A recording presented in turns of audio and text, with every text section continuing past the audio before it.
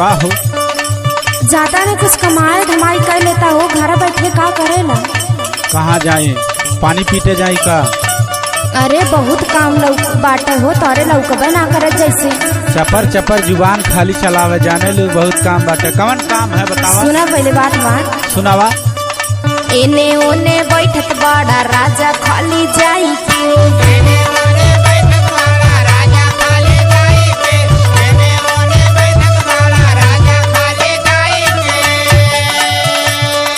आग लागल राजा जी तोहर कमाई के।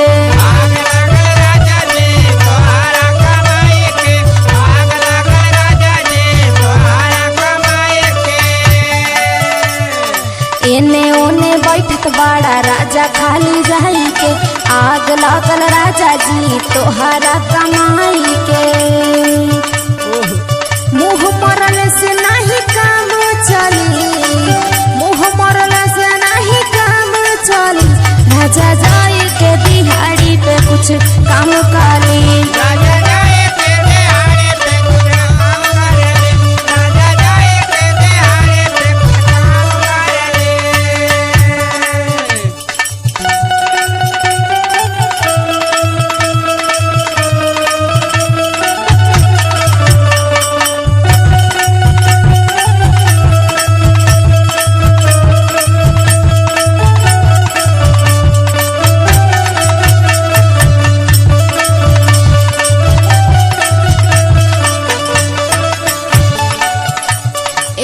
सुना बोला।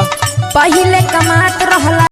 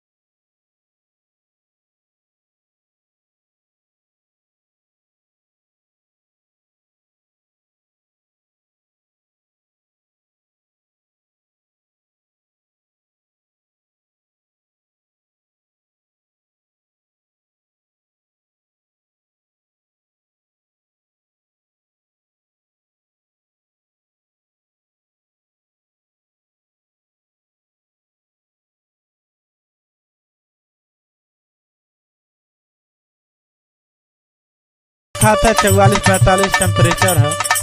या धूप में जाप तो जर ना जाओ। बड़ा गोर का आइबे कैला जर जावा।